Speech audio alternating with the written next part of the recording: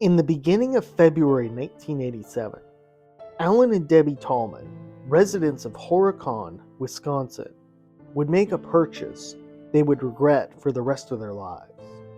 While the couple was out shopping, they purchased a bunk bed from a second-hand shop for their children. Initially, they assembled the bed and stored it in their basement. Later that year in May, the Tallmans moved the bed upstairs, and from the first night it was slept in, odd things began to happen. Danny Tallman, the son of Alan and Debbie, would be the first to experience the strange events. He was sleeping in the room next to the bunk bed when the clock radio in his room began acting strangely.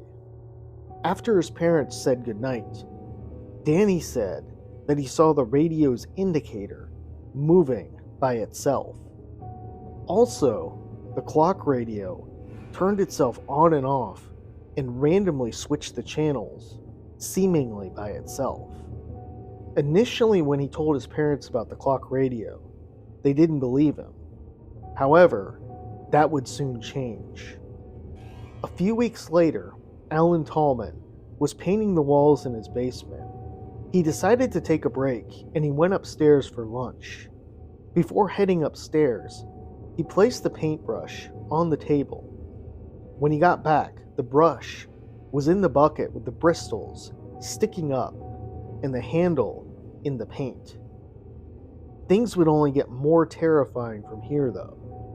When the youngest daughter was sleeping in the bunk bed, she alleged that she saw a red-eyed witch behind the door.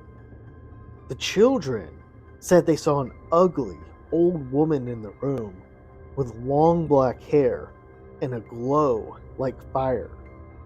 The family, who were very religious, brought in their priest, and he would feel the presence of evil as well.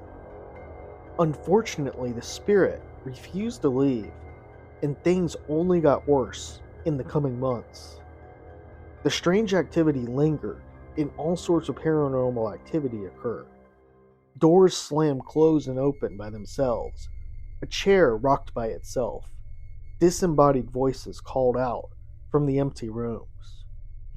A week before Christmas, the Tallman son Danny again saw something horrifying and told his mother that he wanted to leave. Angered, the entity was going after his children. Alan walked into the house, shouting at the top of his lungs, "Pick on me, leave my kids alone." 3 weeks later, around 2 a.m., on January 7th, 1988, Alan returned home from the late shift. Outside the garage, he heard an eerie howling sound and went to see what it was. He finally heard a voice came out of the wind, and it said, "Come here." He went around the side of the garage to see if anyone was there, but there was nobody. He then walked back in front of the garage and saw a strange orange glow. Alan got scared and ran into the house, but soon thought that the house was on fire. He grabbed a fire extinguisher, but when he came back out, the orange glow that looked like fire was gone. The garage door looked normal, and there were no visible signs of fire damage. When Alan got back inside, he went to reach his lunch pail that he had set down, but out of nowhere, the entity grabbed it from him and then threw it across the room. Alan began sleeping in his daughter's rooms to protect the frightened children. One night while sleeping, a fog began ascending around him. A voice came out of the fog and said, "You're dead." This terrified Alan and left him speechless and unable to tell Debbie what he had seen. Worried for Alan, Debbie called their priest to come over again.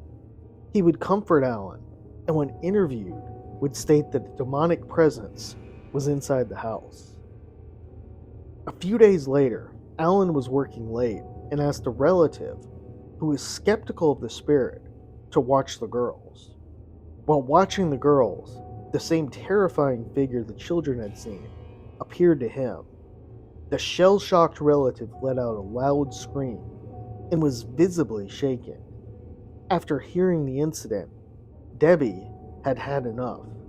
She told the relative to get the kids together and that they were leaving the house forever. 2 weeks later, the Tallmans had the bunk beds destroyed in a private landfill, the location still unknown. After these events, the Tallmans had no further paranormal experiences.